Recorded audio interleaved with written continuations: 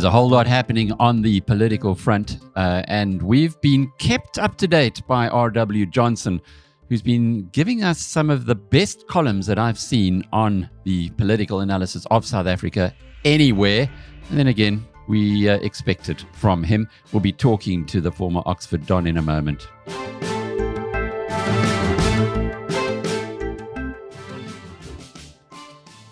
Well, good to see you. Well, let's start off with the key issue that you've been driving at over the past few columns, and that's the ANC Economic Policy.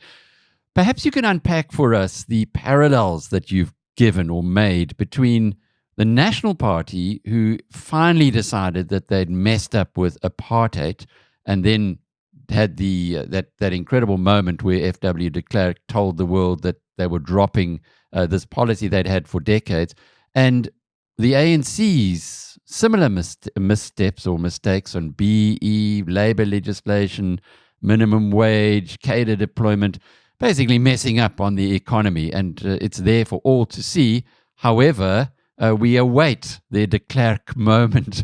Just unpack that for us, if you would, and how long it might take before sanity prevails. Well, that last question is the most difficult. Look, the point I was trying to make really was that the National Party in power over a period of 40-odd years built up this enormous edifice of apartheid legislation, which, in the end was remodeling the whole country, dividing it up into black homelands and the rest, Group Areas Act, changing the geography of cities, and so forth, let alone all sorts of other laws, regulating everything from who you could marry to who you could go to bed with, or who everything. And it appeared likely that those of us who were opposing this system, it seemed, to have taken all those years to construct. There was the awful feeling that it would take us long to get rid of it. And in practice, that didn't happen at all. It all happened pretty quickly. I mean, there were reform attempts in the 80s, but it was what happened when de Klerk made his big turn in February 1990 that mattered. And very quickly, it was all gone. Now, it seems to me that the same situation is building up with the ANC in the sense that they have been happily legislating away for 30 years, building up a similarly complicated system. Again, the basis of it all is racial legislation. Despite what they said about being non-racial, they have brought in hundreds of laws which use racial classification as their basis, whether it is in affirmative action or BEE or all sorts of other things.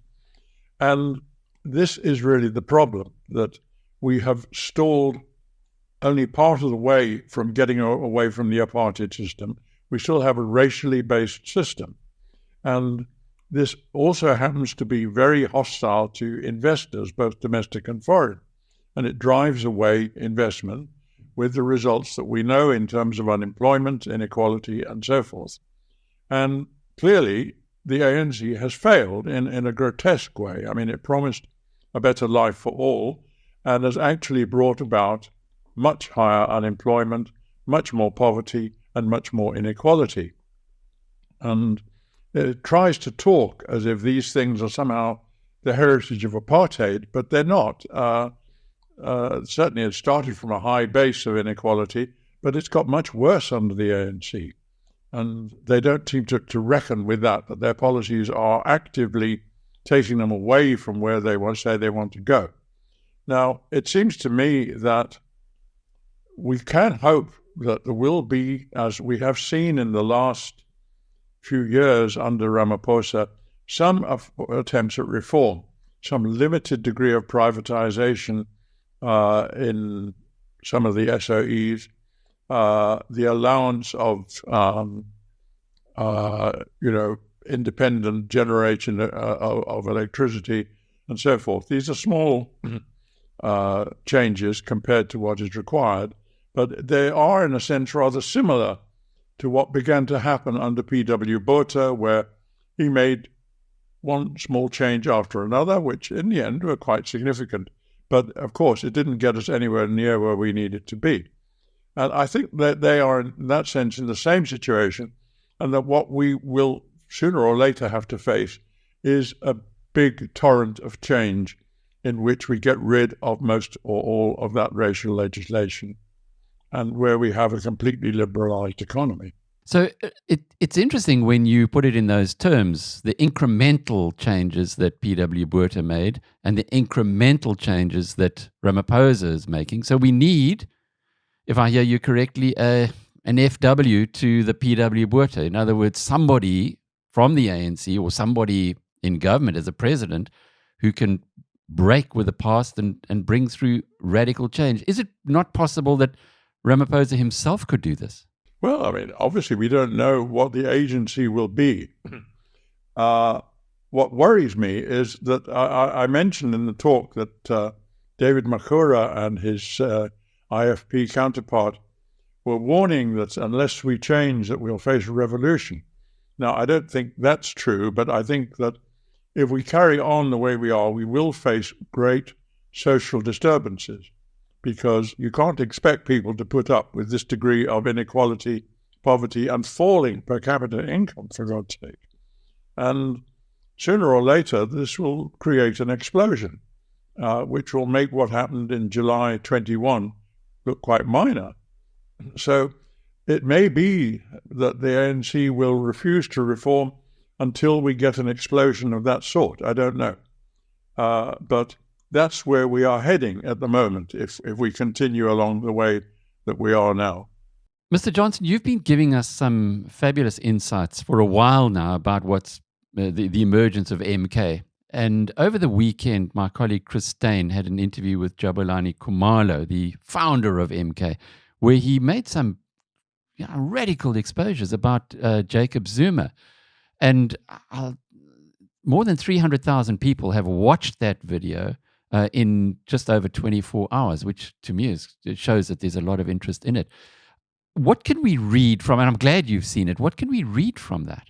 Well, I wasn't too surprised by most of it, in the sense that Zuma comes on, he took hold of their initiative, used it for his own purposes, and clearly had rather limited ideas about what he was going to do, and has been making it up as he goes along.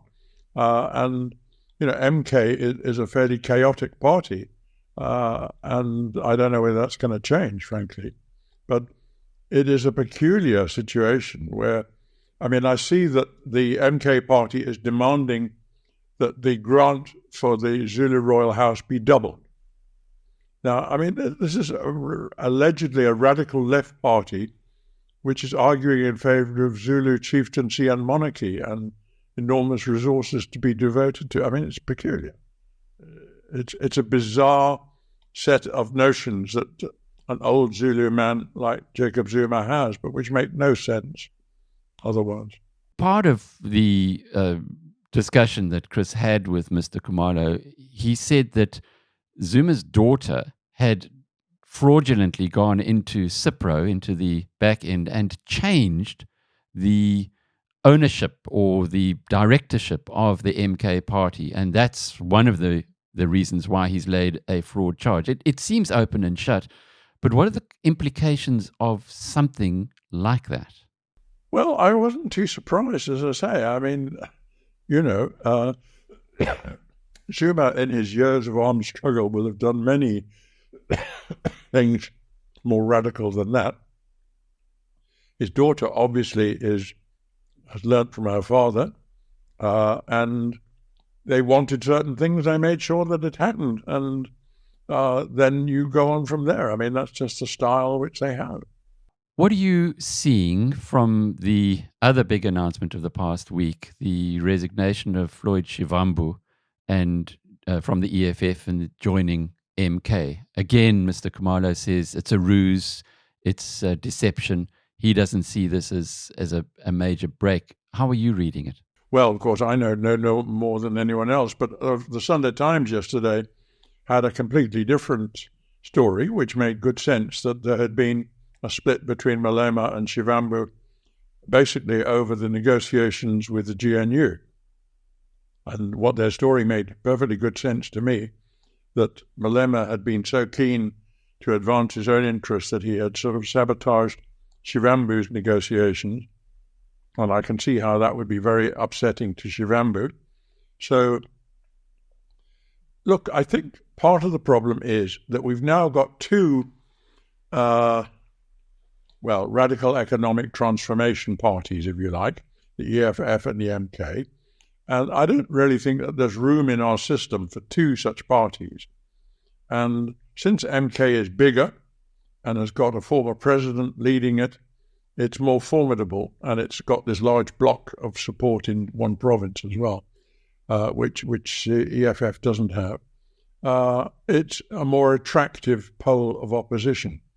And I can see that it will pull people away from the EFF, and Malema's got a real problem with that. But at the end of the day, as I say, MK looks chaotic to me. They keep drafting into it more people with very shaky, dubious credentials. It's a party of crooks to a considerable extent, and it doesn't make very much sense. So I don't know whether even MK is going to hold up very well over time. I'd be surprised if it does well in the 26 municipal elections, for example. Moving back to the Government of National Unity, so far so good it appears, and some of the initial reports coming back from the new ministers, in particular the DA ministers, is that they're showing up their predecessors. Would this cause concern that for the retention of the status quo there? I don't think so. I should think Ramaphosa would be delighted that this is so, and to have some ministers who work really hard and don't just talk. And I think that there was a very good column by Justice Malala in Financial Mail contrasting Motsoaledi's going on another great big talk show with Schreiber at Home Affairs getting on and actually doing the work, saying this is the difference between that Motsoaledi is talking about NHI, and as Malala points out, he's been talking about it for 17 years now, and he now thinks the answer to the problem is yet more talking and not doing. And I think that the DA ministers are a breath of fresh air from that point of view. My concern, as I pointed out, is that that they've been carefully kept away from all the economic ministries, and that means that all the basic ANC economic policies are still in force and are being reinforced, and that is exactly what needs to be changed, and it isn't changing. So let's go back to those parallels with the National Party. Where will the spark come from, or how could the spark occur that gets the ANC to sober up and realize that it is not doing itself, let alone the country, any good by following economic policies that have failed and are continuing to fail? Well, as I say, I can only see two ways. One is that they will continue to lose electoral support. If that happens badly enough, it will shake them, and they will be in less and less of a position to call the shots anyway as a result. But the worrying thing is that we could see, as we did under apartheid, every now and again you get explosions, Sharpeville or Langa or the Soweto Rising, explosions of social discontent, which then force change of some other sort. And I fear that is also a real possibility, that you can't keep on cutting people's per capita income and increasing the unemployment and increasing social misery without, in the end, producing some convulsion. And that's what they're pushing towards. For those of us sitting outside of the political science arena that you've spent your life analyzing here and all around the world, it kind of beggars belief that when the facts are so clear, the people who should be making the changes don't. What is it about the human condition, or indeed about the politician's condition, that stops them from seeing the obvious, or what is seemingly obvious to others? Well, I think that the ANC has been in its own particular bubble ever since it went into exile, and it imbibed, as we know, for a whole generation, essentially Marxist ideas, both political and economic, and those are still highly influential, and they, to them, phrases like National Democratic Revolution still have a sort of sainted meaning, which they don't to the rest of the country, but they're still clinging on to those things because they don't have any other way of thinking about things. And that is a huge problem. But, the same was true with the National Party, as we know. They saw things in the way that D.F. Malan and H.F. Verwoerd had laid out in the 1950s. And they carried on with that for a very long time. In fact, I can remember talking to Laurie Schlemmer in the 1970s and 80s. I saw a lot of Laurie then, and he was by far the best analyst in South Africa that we've ever had, I think. And I said, how come that we're still doing these things with trying to create homelands and all of this apartheid? I mean, it's quite obviously not working. Why is it still going on? And he said, well, that's true, but the point is that you've got all these bureaucrats and technocrats of the government right throughout the society. The last time they got a clear message, which they understood, was from Verwoerd. Now, he's dead and gone, but they continue to do it because no one has offered any alternative. And so they continue with those policies and even, developing them because they don't have any idea of where else to go. And I think that, in a sense, the ANC is now in that sort of situation where they must be losing confidence in their own policies to some extent, but they don't have any feeling of where else to go, if you know what I mean. And what was that clear message that the ANC had? Where did that come from? Tambo? Mandela?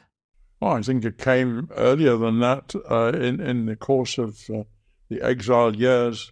Those are the years, after all, when the SACP was at its height. It was, to some extent, in control, and when its policies became the ANC policies. And all sorts of sort of very exciting but completely unrealistic policies were adopted. All the time they're talking about revolutionary seizure of power, and as you know, they never came close to that. It was the sort of thing which excited people and which made for good rhetoric and exciting statements drawn up in countries a long way from South Africa, but, it was completely out of touch with reality, really. And the armed struggle also was a disaster, really. Within a very short time of being launched, it had resulted in everyone going to jail or exile or being dead or whatever. It never really got off the ground in a serious way. So I think they were in a very peculiar state in exile, as most exile movements are. I mean, and of course, the only thing that they then did was to issue statements and pass resolutions. And that became the modus operandi of the ANC. And they still have this tendency to make speeches, pass motions, etc., which they then feel that's work, that's done. And it's not, of course, it's just noise. R.W. Johnson, author, political scientist, and the favorite columnist of the BizNews tribe. And I'm Alec Hogg from BizNews.com.